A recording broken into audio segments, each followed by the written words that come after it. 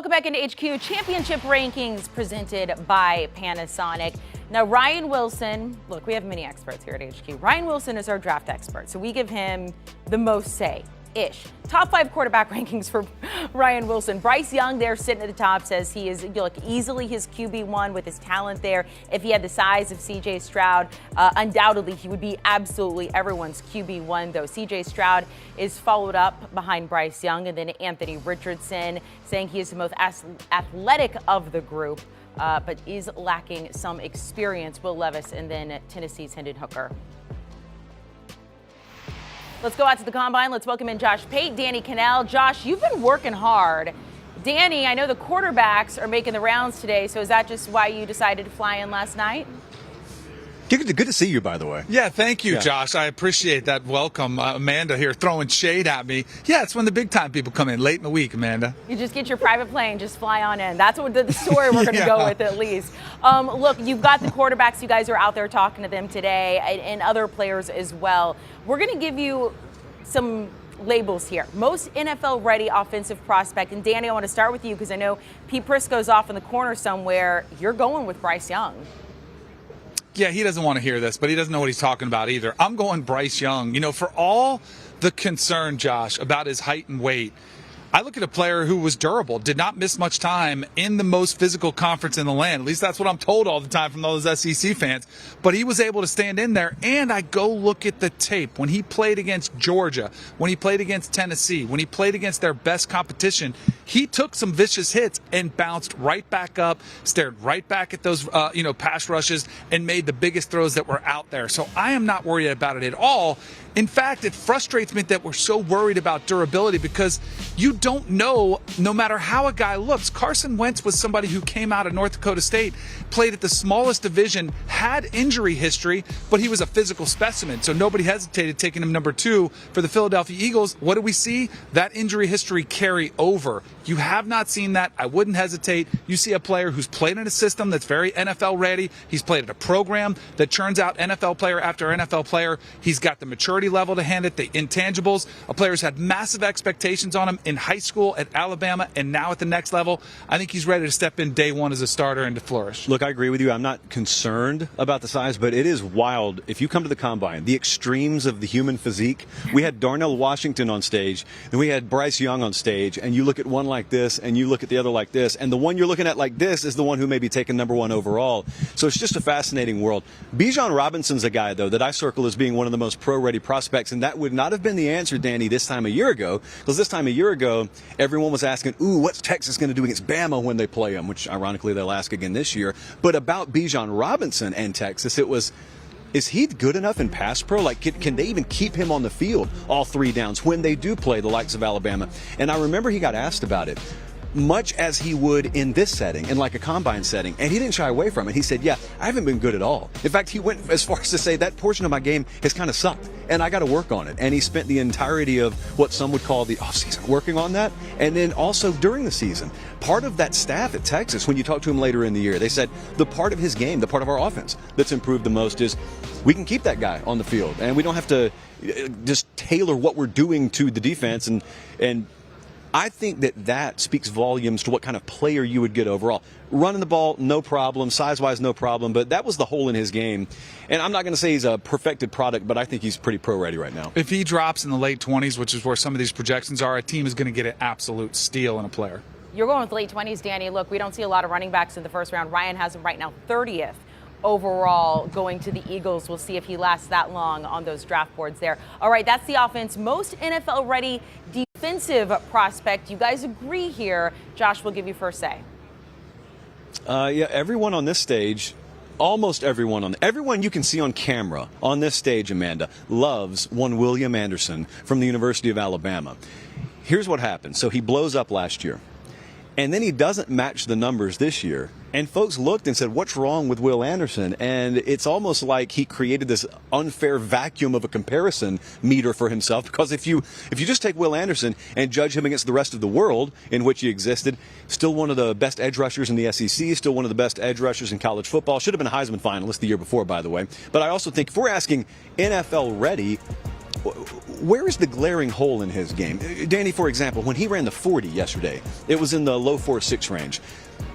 He's either the player you think he is or he's not. I don't really think that 40 time is going to change all that much. This is not a guy we lack tape on. It's not a guy that we would talk about as a raw prospect. You've got what you've got there. I think his first step, his get-off speed, greatly negates what he can do straight line once he builds up 20 yards of mile per hour. And so Will Anderson, I think, is going to be an immediate impact guy. I think he got hurt a little bit because overall Alabama was average by Bama standards at best up front this year.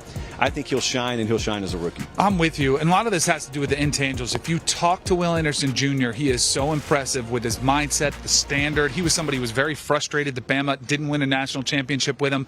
After they would struggle, he would be the player who would kind of hold his teammates accountable, and he maintained that standard that Saban wanted. And I also love the fact, now this is him and Bryce Young went together and said, you know what?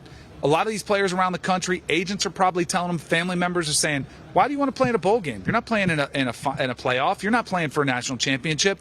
And he said, I want to finish what I started. I think he's a player, which is a rarity now, which puts his team goals above his personal goals. And I love that. I think he's got the pro mindset. I think he gets it. And I think he's a player that's going to play a long time in the NFL. The only question mark I would have is that upside. Is he a Hall of Famer, or is it just a long 10-year NFL veteran? That, to me, is the only question mark with Will Anderson. The other crazy part about that is, remember when we got into bowl season and lines started to come out on those bowl games, and it was Bama versus K-State. Even odds makers were convinced all those guys were going to opt out. And Bryce Young all of a sudden says, after the line's been out, it's like 3.5 or 4. Yeah, we're all going to play. And Vegas couldn't adjust the line enough.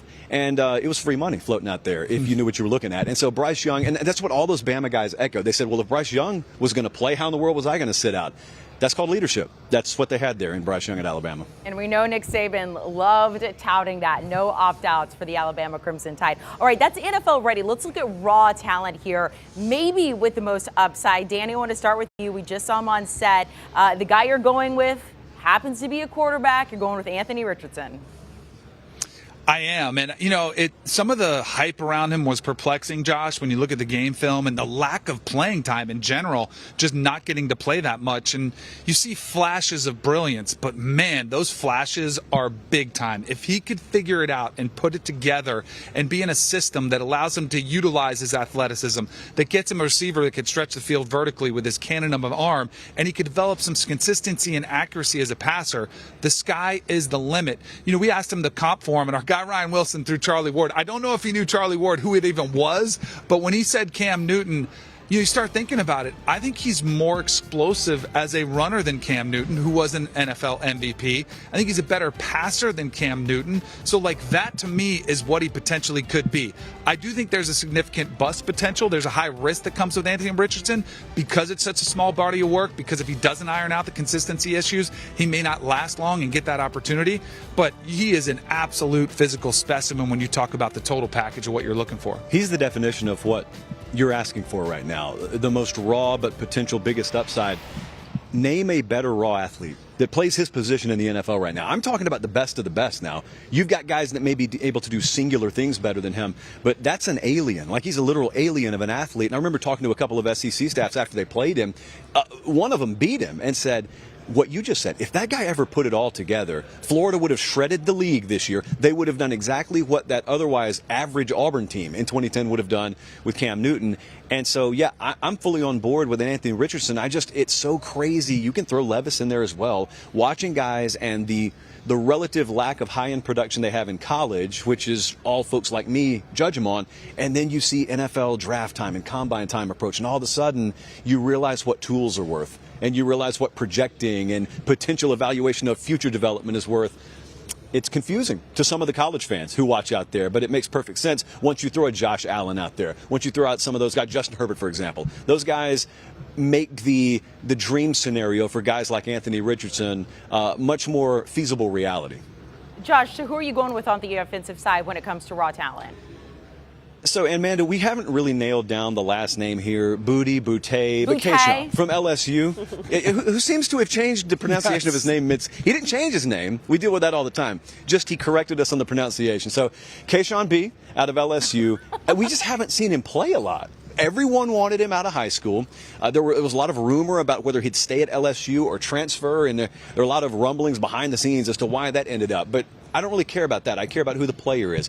And who the player is when he's at his best, one of the best wideout talents that we saw on the college football field. The problem is the last part of that sentence, when he was on the college football field, we just didn't see it a whole lot. Now, you can either look at that one of two ways. You can say that means he's raw, which is the definition of the question we're talking about. That means he couldn't keep himself on the field for either health or disciplinary reasons. Or you can look at it as an organization and say, that probably means there's a lot of juice left in the squeeze there. And if you trust your model and you trust your organization, and then you plug a guy in and all of a sudden it does click, which happens sometimes. Your click happens in the pro game instead of in the college game. He could be anywhere from a guy that's gone after 1 year to a future All-Pro. Neither of those things would shock me.